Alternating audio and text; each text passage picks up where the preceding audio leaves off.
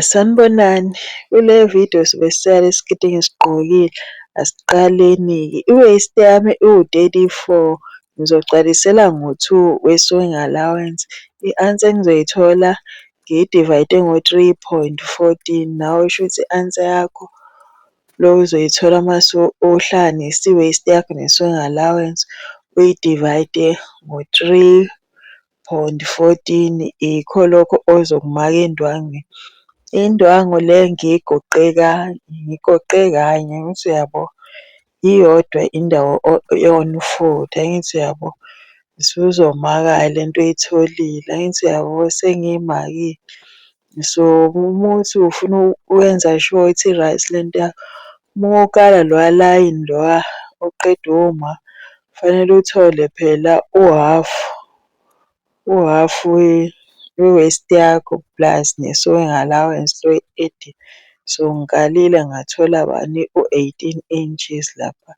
Laphayana-ke bese ngimaka ubude besiketi sami. Nawe-ke ungamaka ubude besiketi sakho leso osithandayo ubude baso. So ya, mase uyamaka-ke lapha i-joining allowance, angithi sisazofaka ne-waistband. Nezansi ungamaka phela lapha eyokuphetha, kodwa ngizobona ngizofaka irafuli. Angithi uyabo, yiso-ke lesi siketi lesi sethu, angithi niyasibona. Lesi siketi lesi uzosifaka nje uzipho. Uma ufuna usihlukanisa ungasihlukanisa, mhlawumbe ufuna ufake amaphakethe. La bengenza le rafuli leya esesiketini, kodwa phela uma uthanda ungasika e-straight irafuli. Bengifuna nibone ukuthi ngiyisike kanjani. Angithi uyabona bengimaka u-4 inches lana for irafuli yami. Uma uthanda ungamaka u-3. So iyo lento engiyisikayo, ngifuna ibe, ngiyayibona mase ngiyisika ukuthi izoba njani, ayibi straight like, angithi niyabo. Ngizoqala-ke laphana ngiyisike-ke le rafuli yami le. Ngizoyisika-ke irafuli yami lena, mase ngithungela esiketini. Ezansi ngizoyi-overlock-a. Uma uthanda phela ungayiphetha, ngibona ukuthi ukuyiphetha kuyothatha isikhathi eside ngoba nje niyayibona ukuthi inde kanjani. Iyo-ke le irafuli yami, angithi niyayibona. Iyo le kuthiwa i-flounce ngesiNgisi. Iyo-ke irafuli le engiyifake lapha uzansi wesiketi sami, angithi niyayibona. Angithi niyayibona, ngivele ngayi-plait-a nje. Ngayi-plait-a esiketini, ngezansi ngiyi-plait-ile.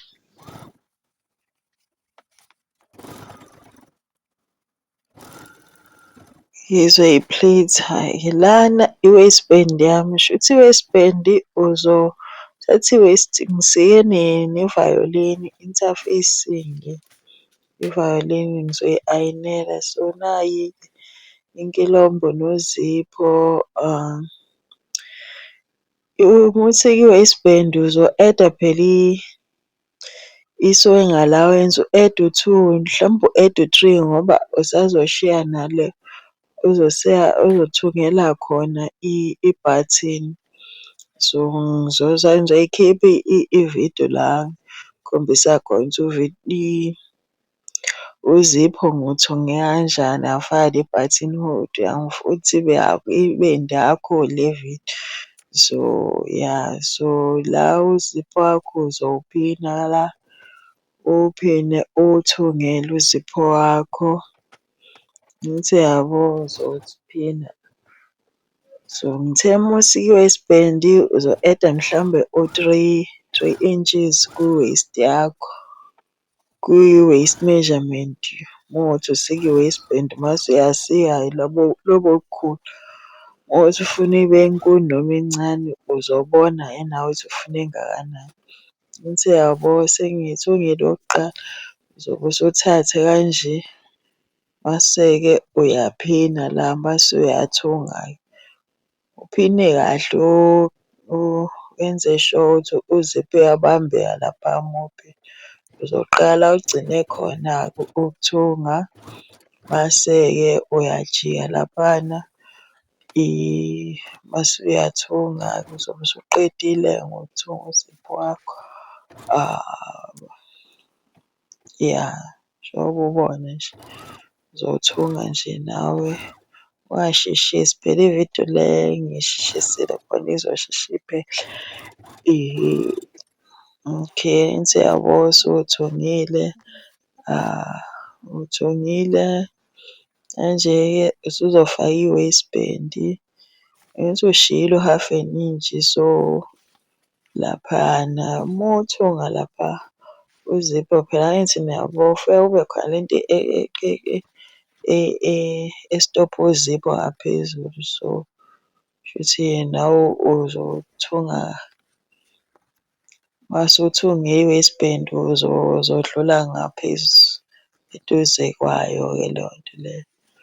Angithi yabo ngiphinile la ngishiye u-half an inch kuleli elinye isayidi. Uqede la i-waistband la ungashiya hlampe u-1 noma u-1.5 kuzoba kuwena ukuthi inkilombe yakho ingakanani. Angithi yabo so ya, so nakhu-ke la sengithungile i-waistband kwi-waist usuzovula-ke kanje. Mase-ke uyathunga uzoqala la kuqala khona uzipho uthunge ujike kanje uthunge. Angithi yabo njengoba ngeza nje nawe uzoyenza njalo. Base-ke uyanciphisa phela la i-sewing allowance uyi-trim-e kancane ingabi inkulu kakhulu. Khona izoba kahle mase uyibuyisa kuleli elinye isayidi. Hhayi lana uzothunga nje kanje. Angithi yabo ngithunga vele i-sewing allowance igoqekile kuleli sayidi. Angithi yabo mase-ke nakhu uzokwenza into efanayo bese uyayiphendula kanje.